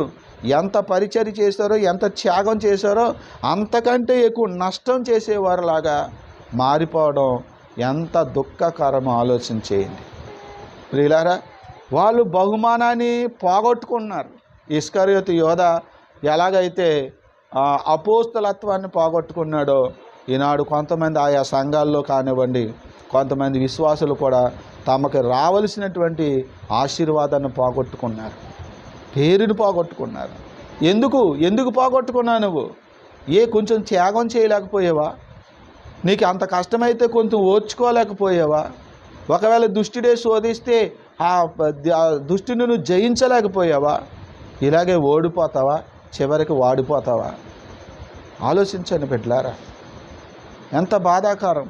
ఓ మంచి పోరాటం పోరాడి చివరి దశలోకి వచ్చేటప్పటికి ఓడిపోయి వాడిపోయి దేవుడిచ్చే జీవకిరీటాన్ని పోగొట్టుకునే విశ్వాసులు ఉంటే వాళ్ళ గురించి ఎంత దుఃఖపడాలి. అయితే వీళ్ళు మాత్రం ఎంత గొప్ప పేరు పొందారు. 9వ వచనం, క్రీస్తునందు మన జత పనివాడగు ఓర్బానునకును నా ప్రియుడగు స్టాకునకును వందనములు. క్రీస్తునందు యోగ్యుడైన అపెల్లేకును. ఇతను ఎవరంటండి? క్రీస్తునందు యోగ్యుడు. ఎవరంటండి? క్రీస్తునందు యోగ్యుడు. అబ్బాయి ఎంత గొప్ప పేర్లు పెడుతున్నాడు ఆయన. ప్రియుడు అంటున్నాడు, ప్రాణాన్ని పీల్చిన వాళ్ళు అంటున్నాడు, యోగ్యుడు అంటున్నాడు. అబ్బా ఎంత గొప్ప పేర్లు సంపాదించారండి విశ్వాసులు. వీళ్ళందరూ ఎవరండి? వీళ్ళందరూ అపోస్తులు కాదు, వీళ్ళందరూ సేవకులు కాదు, కానీ వీళ్ళందరూ పరిచారకులు. విశ్వాసుల్లో పరిచారకులు. విశ్వాసులై ఉండి తమ జీవితాన్ని దేవుని సేవకు, దేవుని పరిచర్యలో, దేవుని సేవకులకు పరిచర్య చేయటానికి సమర్పించుకుని దేవుని సువార్తను ముందుకు తీసుకుని వెళ్ళడానికి, ఆత్మను రక్షించడానికి తమదైనటువంటి పరిచర్య చేసినటువంటి భక్తులు అన్నమాట. వీళ్ళ గురించి ఎంత గొప్ప పేరు ఉంది. వీళ్ళందరూ సాకారులు. ఈ సాకారుల పేర్లు ఎక్కడ ఉంటాయో తెలుసా అండి? జీవగ్రంథంలో ఉంటాయంట. ఎక్కడండి? జీవగ్రంథం. ఒకసారి చూడండి, ఫిలిప్పీలకు రాసిన పత్రిక 4వ అధ్యాయము 1 నుండి 2 వచనాలు. కావున నేను అపేక్షించు నా ప్రియ సహోదరులారా, నా ఆనందమును నా కిరీటమునై ఉన్న నా ప్రియులారా, ఇట్లు ప్రభునందు స్థిరులై ఉండుడి. ఏం చేయాలంటే ఇట్లు ప్రభునందు స్థిరులై ఉండండి. మీరు ఏ స్థితిలో ఉన్నారో ఆ స్థితిలో మీరు ఎలా ఉండాలి? స్థిరంగా ఉండండి. ఒకవేళ ఈ స్థితిని పోగొట్టుకుంటారేమో అని చెప్పి స్థిరులై ఉండుడని, ప్రభునందు ఏక మనసు గలవారై ఉండుడని యువోదియాను సుంటికేను బతిమాలు కొనుచున్నాను. లువోదియా, సుంటికేను అనే సహోదరులు, 2 స్త్రీల పేరు చెప్తున్నాడు ఇక్కడ. ఎవరంటండి వాళ్ళ పేరు? యువోదియా, 2 సుంటికేను అని వాళ్ళిద్దరి పేర్లు అన్నమాట. ఆ స్త్రీల గురించి మాట్లాడుతున్నారు. మీరు ఇట్లు ప్రభునందు ఏకభావం గలవారై ఉండండి, ఏక మనసు గలవారై ఉండండి. మళ్ళీ ఈ ఐక్యతను మీరు పోగొట్టేసుకుంటారేమో, జాగ్రత్త, దాన్ని మీరు కాపాడుకోండి అని బతిమలాడుతూ అంటున్నాడు 3వ వచనంలో. అవును, నిజమైన సహకారి ఆ స్త్రీలు క్లేమెంతుతోనూ నా ఇతర సహకారులతోనూ. చూసారా, సువార్త పనిలో నాతో కూడా ప్రయాసపడిన వారు గనుక వారికి సహాయము చేయమని నేను వేడుకొనుచున్నాను. ఆ సహకారుల పేర్లు జీవ గ్రంథమందు రాయబడి ఉన్నవి. 2 చేతుల పైకి స్తోత్రం చెబుతారు. సహకారుల పేర్లు ఎక్కడున్నాయంటే అండి, ఈ సహకారుల పేర్లు జీవ గ్రంథంలో. ఏమండి, నేను ఒక మాట చెప్తాను. ₹1,00,00,000 అట్టుకొచ్చి నా పేరు జీవ గ్రంథంలో రాయండి అంటే రాస్తాడా దేవుడు? ఏమండి, ₹1,00,00,000 లేకపోతే ఇంకా ఎక్కువ డబ్బు నీకు ఉంటే ఎంత ఉందో అంత అన్ని కోట్లు పట్టుకొచ్చి ఇచ్చేసి నా పేరు జీవగ్రంథంలో రాయిండే, నన్ను పరలోకంలో చేర్చుకోండి అంటే దేవుడు జీవగ్రంథంలో రాస్తాడా? రాయుడు. వీళ్ళ కోట్లే కుమ్మరించక్కర్లేదు, కానీ కోట్లతో సంపాదించలేంది, ధనముతో సంపాదించలేంది, మంచి మనసుతో పరిచర్య చేసి త్యాగం చేసి అనేక ఆత్మలను సంపాదించి దేవుని రాజ్యాన్ని కట్టి దేవుని యొక్క చిత్తము నెరవేర్చడంలో వీళ్ళ వంతు వీళ్ళ పరిచర్య చేసినందున ఈ సహకారుల పేర్లు ఏమయ్యాయంట? జీవ గ్రంథంలో రాయబడ్డాయి. ఈ మాటలు చెప్తుంటే ఆ కుర్చీలు ఇచ్చిన సోదరు అంటది, అయ్యగారు రేపు ఆదివారం ఇదే వాక్యం చెప్పండి, మా కోళ్ళ కూడా వస్తుందండి అంటది. దేవునికి స్తోత్రం. అదండి ₹10 కంటే ఎక్కువ ఇది కానుక, అది ఇవ్వడానికి ఇష్టం ఉండదండి దానికి. అందుకని ఆదివారం చెప్పండి అయ్యగారు ఈ మాటలు అంతే. మరి ఎందుకు అనుకుందో పాపం. అప్పుడు నేను అన్నాను, అమ్మ కొంతమందికి ఎంత చెప్పినా ఎవరు, ఎంత చెప్పినా వాళ్ళు పరిచర్య చేయరు. చెప్పినంత మాత్రం పరిచర్య చేసేస్తారు లేదా ఇచ్చేస్తారు అనుకుంటున్నావమ్మా, చేయరు. నేను మొన్నోసారి పాస్టర్ గారికి చెప్పాను, ఏమండి ఉపాస కోటాలకే కానివ్వండి, ఉజ్జీవ కోటాలకే కానివ్వండి, మీరు కొంతమంది సేవకుల్ని పిలుచుకుంటారు, కానీ ఎలాంటి వాళ్ళని పిలుచుకుంటారో తెలుసా? మీరు పట్టురండి, దశమ భాగం తేండి, కానుకలు తేండి, అయితే అండి అన్న పాస్టర్లు ఎవరైనా ఉంటే అలాంటి వాళ్ళని పోగు చేసుకుని వాళ్ళని పిలుచుకుంటూ ఉంటారు. ఎందుకంటే ఆ ఇవ్వండు తెండు అని చెప్తే అప్పుడు వీళ్ళందరూ తెస్తారు ఇస్తారని మీరు అనుకుంటున్నారు. నా సంఘంలో అయితే అలాంటిది నేను చూసుకోను. నేను ఎప్పుడు కూడా చెప్తున్నాను దేవుడి సన్నిధిలో, ఏ సేవకుడైనా వస్తే మన సంఘానికి వస్తే అతను ఒకటే చెప్పాలి నా దృష్టిలో, నువ్వు పరలోకం నువ్వు ఎలా జీవిస్తే నువ్వు పరలోకం వెళ్తావో అది చెప్పాలి. అది చెప్తే నాకు తృప్తి. అంతేగాని అది తీసుకురండి, ఇది తీసుకురండి, ఈ కానుకలు ఇవ్వండి, దశమ భాగాలు ఇవ్వండి, భోజనం పెట్టండి, అది పెట్టండి అని కాలక్షేపం చేసేస్తుంటారు ఇలాగా సమయాన్ని. నిజం చెప్తున్నాను, అలాంటి ప్రసంగాల కోసం నేను ఇష్టపడలేదు ఎప్పుడు. నేను ఆయనకి అదే చెప్పాను. ఒక విశ్వాసి ఎప్పుడైతే నేను పరలోకం వెళ్ళాలి అనుకుంటాడో, ఏంటి అయ్యా నేను పరలోకం వెళ్ళాలి, నేను పాపిని, యేసయ్యని నమ్మితే నాకు రక్షణ కలుగుతుంది, నేను నమ్ముతున్నాను, నేను నరకాన్ని నుంచి తప్పించబడి పరలోకానికి వెళ్ళాలి అని ఎవడైతే అనుకుంటాడో, మనసారా అనుకుంటాడో, అలాంటి వాడు నువ్వు చెప్పకపోయినా దశమ భాగం పట్టుకొచ్చి ఇస్తాడయ్యా. నువ్వు చెప్పకపోయినా ధారాళంగా కాను కట్టుకొచ్చి ఇస్తాడయ్యా. అతడే నువ్వు బోధించకపోయినా నీకు ఆతిథ్యం ఇస్తాడయ్యా. ఏమైనా త్యాగం చేయగలుగుతాడు. ఎందుకని అతనికి ఏ విశ్వాసం ఉంది? పరలోకం వెళ్ళాలని విశ్వాసం ఉంది. కాబట్టి విశ్వాసులకి నువ్వేం నేర్పుతావో తెలుసా? ఎలా జీవిస్తే ఎలా ప్రవర్తిస్తే పరలోకం వెళ్తామో అది నేర్పు. అలాంటి నేర్పే వాళ్ళు మాత్రమే పిలుచుకో, అప్పుడు నీ సంఘం బాగుపడుతుంది అని చెప్పాను. దేవునికి స్తోత్రం. అంతే కదండి, కాదంటారా? అంతే కదండి. నువ్వు దేవుణ్ణి పరిపూర్ణంగా విశ్వసించావు, వాక్యాన్ని నమ్ముతున్నావు, వాక్యానికి లోబడుతున్నావు, అప్పుడు నీకు చెప్పాలా? చెప్పనవసరం లేదు. నేను చిన్నారావు గారికి చెప్పాను ఏంటి దశమ భాగం ఇవ్వాలని. పోనీ సంఘంలో ఎప్పుడైనా దశమ భాగం ఇవ్వండి, దశమ భాగం అంటే ఇది ఇలా తీయాలి, అలా తీయాలి, అది తీయాలి అని చెప్పానా? మరి ఎందుకు తీసుకొచ్చాడు ఆయన? ఎందుకు తీసుకొచ్చాడు? నేను పరలోకం వెళ్ళాలి, మారాడు కాబట్టి, పరిపూర్ణంగా మారాడు కాబట్టి ఎవరు చెప్పకుండానే తెలుసుకున్నాడు, ఆయన తీసుకొచ్చేసాడు. దేవునికి స్తోత్రం. వాళ్ళు ఎవరికో మీకు ఎందాక చెప్పాను, 10 లక్షలు ఆ LICలోని ఎందులోనో ఇన్సూరెన్స్ ఏదో వస్తే ₹1,00,000 ఇచ్చారు. ఎవరు చెప్పారు వాళ్ళకి?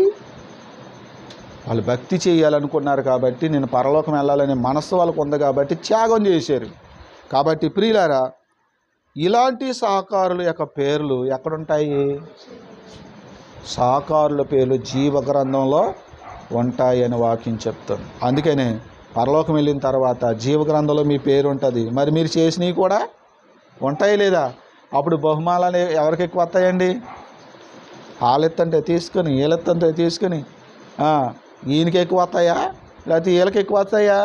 ఈయన కూడా ఏమైనా చేసింది ఉంటే ఈయనకి కూడా వస్తుంది. ఓన్లీ ప్రసంగాలు చేయటం, ఓన్లీ ప్రార్థన చేయటం, వీటికి మాత్రమే కాకుండా ఇంకా ఏమైనా ఈయన కూడా చేసుకుంటే, అదనంగా చేసుకుంటే అది కూడా వీళ్ళకి వస్తుంది. ప్రతిదీ లెక్క పెట్టబడుతుంది.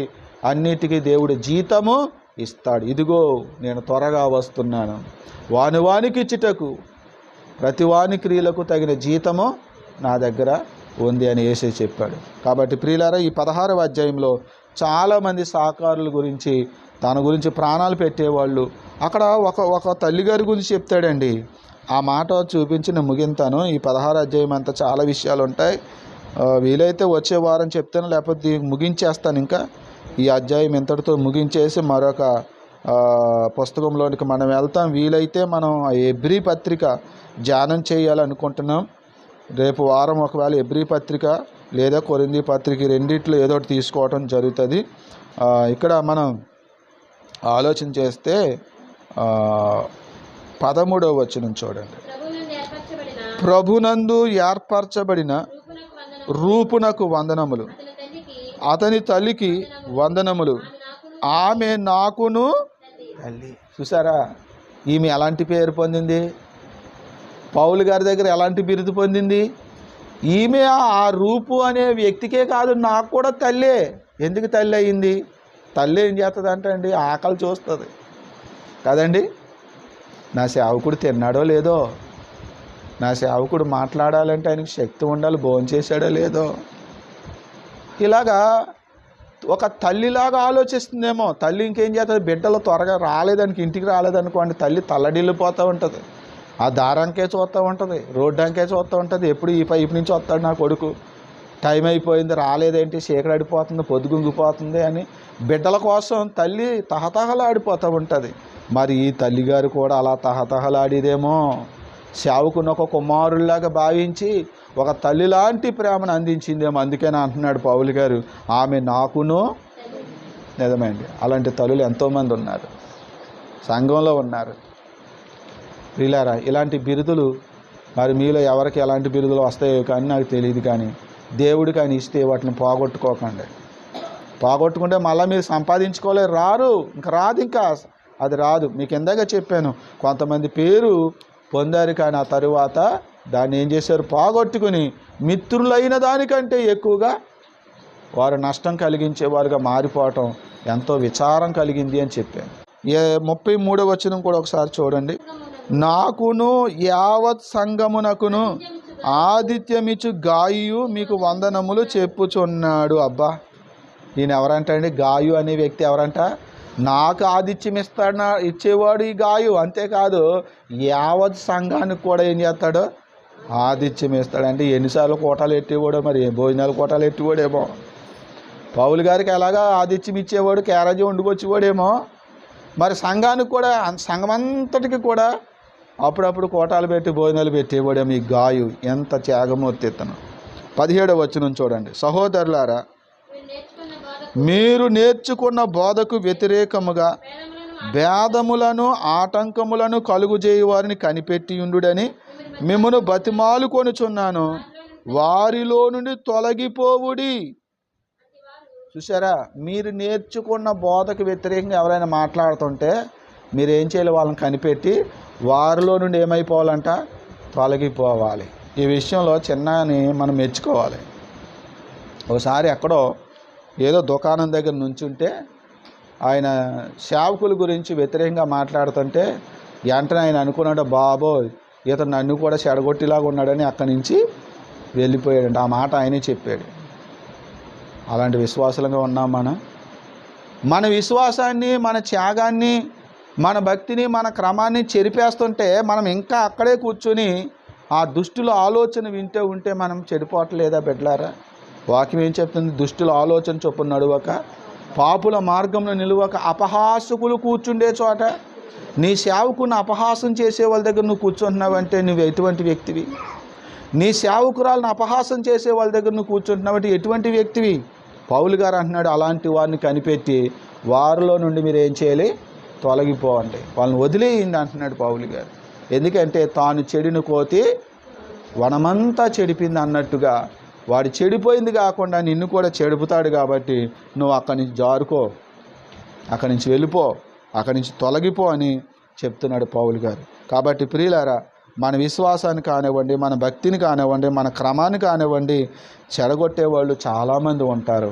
వాళ్ళు అన్యులు అనుకోకండి, క్రైస్తవుల్లోనే ఉంటారు. అన్యులకి ఎవరికి పట్టదండి, వాళ్ళ పని వేరు.